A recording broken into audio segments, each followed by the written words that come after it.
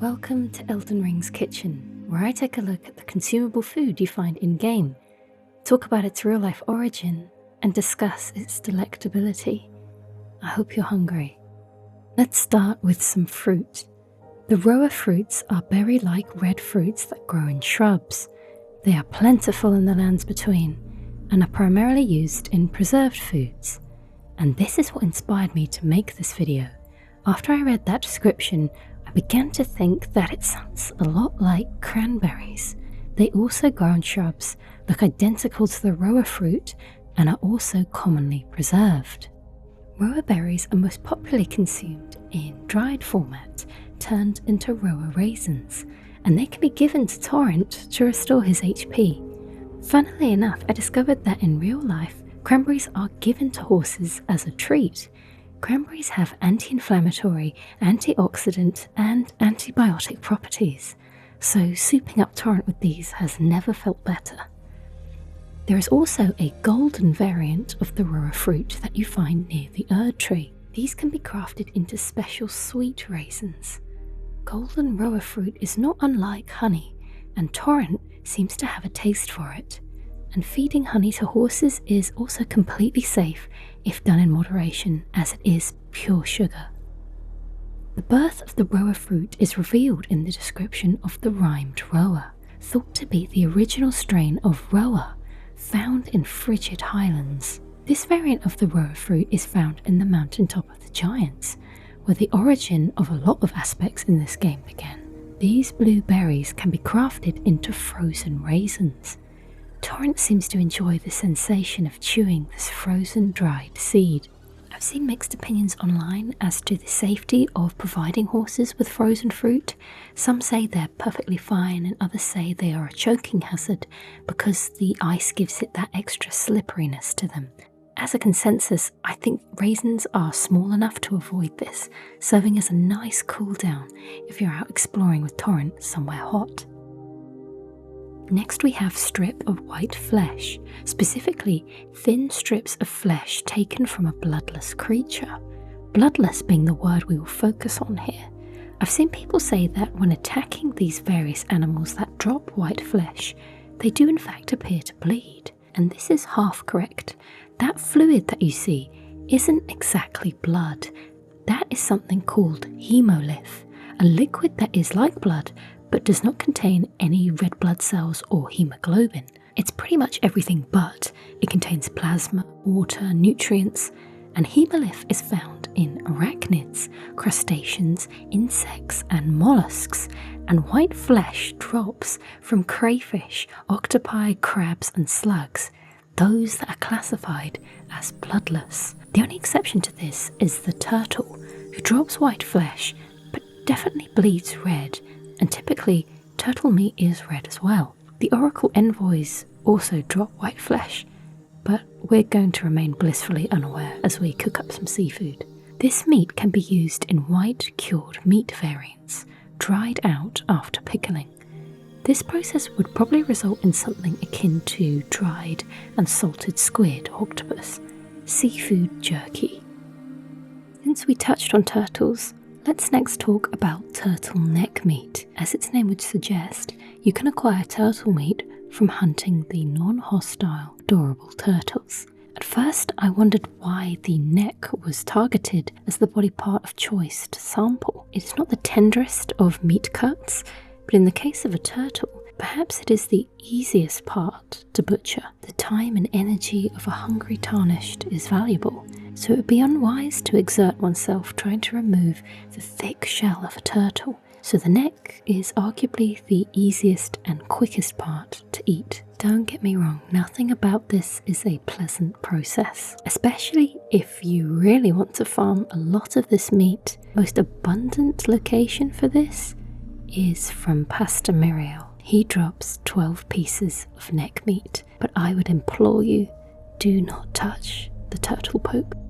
Returning to reality, soft shell turtle meat is believed to increase libido, commonly consumed for the purposes of increasing male stamina. Although there has been no empirical evidence to support this claim, but it is a practice that is done. And in Elden Ring, if you consume a pickled turtleneck, very fittingly, you will boost your stamina. For 60 seconds, your stamina recovery rate will be increased by over 20%. And the description of this food did previously allude to it being an aphrodisiac. In version 1.0, the item description was completely different.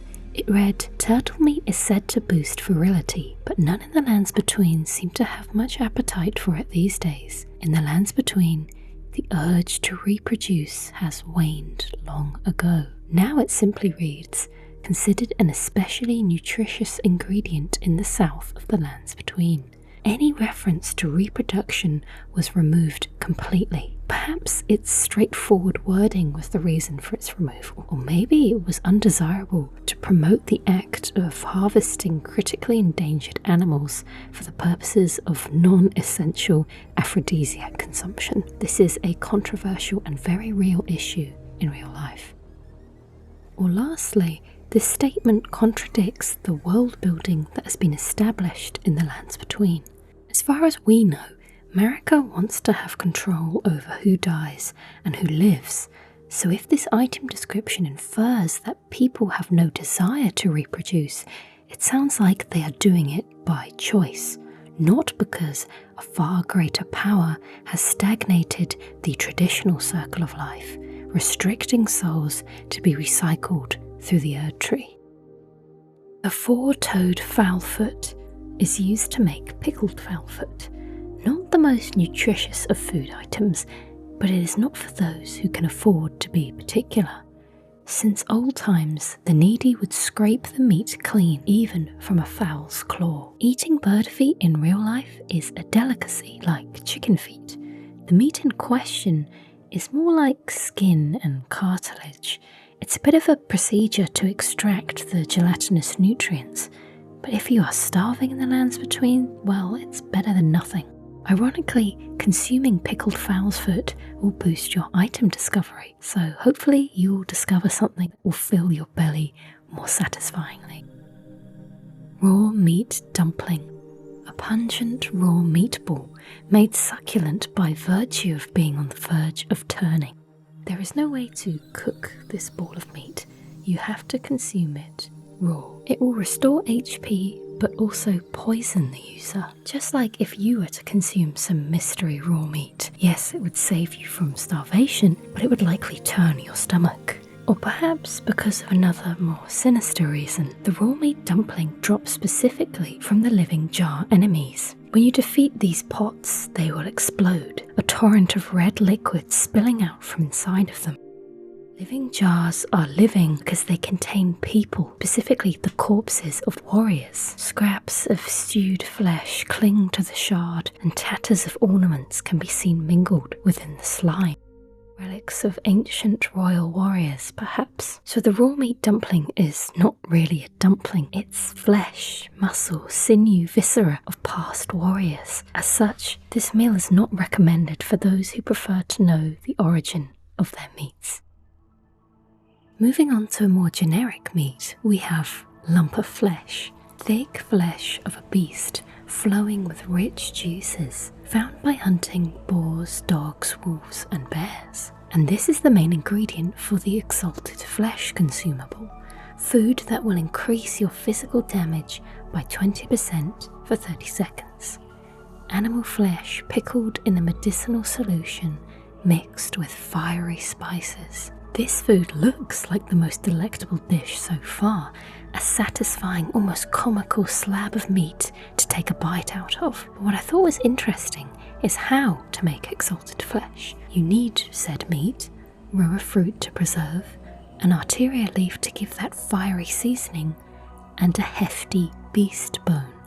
At first, I thought it was strange to add a bone to a piece of meat that was previously boneless, but I found a really eloquently written comment providing context to this choice. The idea of sticking a large broken or cut femur into a cut of mostly boneless meat to create a handhold makeshift roasting spit is not particularly far-fetched, especially if it can, and probably will, enhance the flavour and nutrition of this very specific local recipe.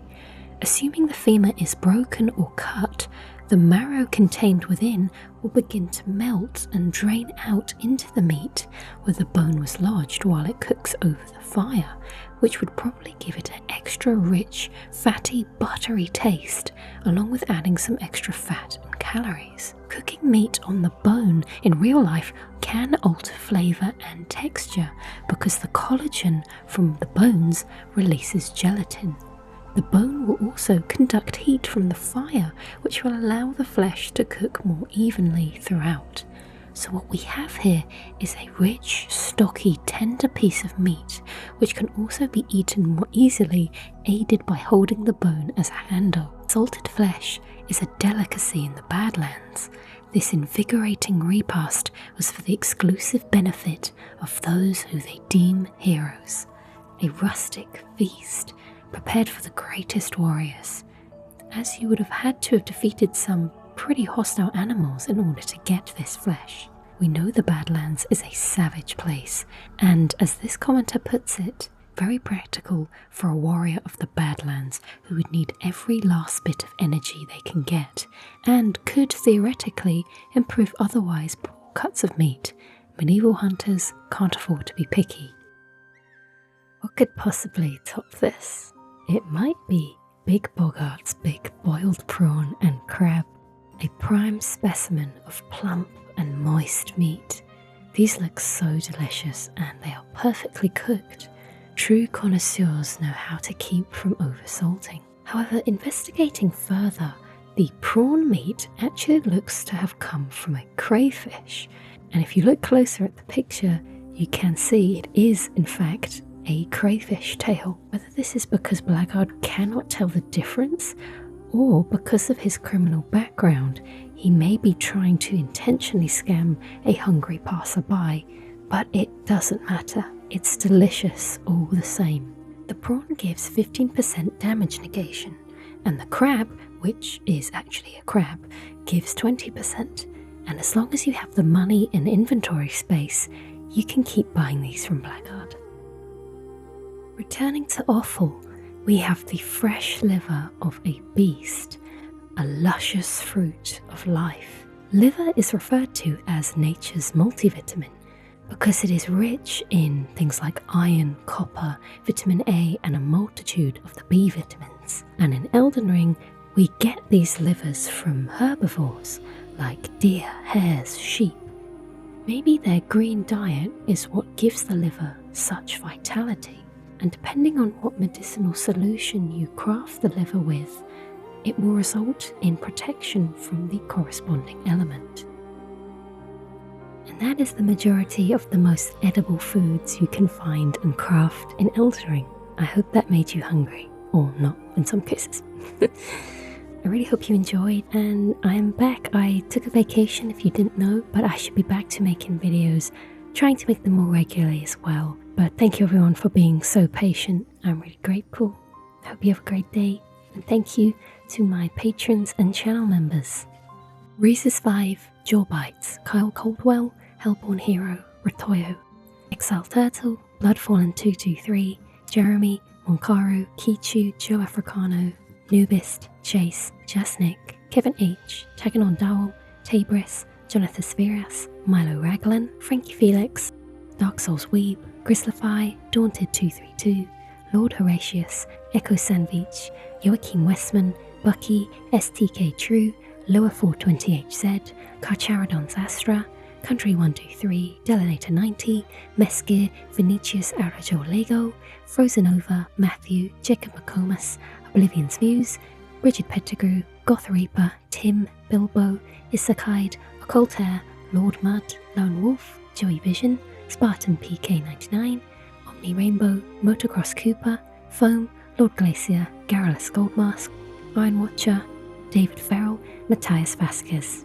Reign of Pain, Andrew Haynes, Akura, Justice for Adan, J-Dub, S Keith 001, Can I Win Please, Chungo Bob, Fallen Mind, Mr. Alex San, Raglan Strom, Vincent E.M. Thorne, Cheskimo, Nox Camelius, Julie, David Mattison, Chris Ritson, Mug, Law Lover, Marco Rash, Roxy Zeppeli, Levante Truss, Charlotte 96, Mr. H, Shamrock 219, Dan Dingley, Jack Tesla, Edaz, Dylan Schnabel, Bugboy001, Yoshida May Shine, Arlen Leedy, PhD Cola, Hiragi, Joshua Waite, Drew Lighthead, Kevin Colkins, Kalmar, Mark Sharon, Wrath Sponge, Phyrexian Sleeper Agent, Alex, Raz, Emma, Jack Simpson, Gaping Donut, Jacob Thu, Fancy Pants Pikachu, E.T., Anthony Manzano, Twig, Caleb Sadlowski, Art888, Mac Platypus, Medb, J, Mohit Mahanti, Brandon Finlay, Psyched Seal, Abyss Walker 26, Jordan, Bob Lee, Nick Nugent, Mark Coswich, Red Martin, Deary Blossy Luxy, S. Magus, J. Gabrielle Ronkainen, Tom Hallen, Vern, and Piet Ixnathantrix. Thank you everyone so much.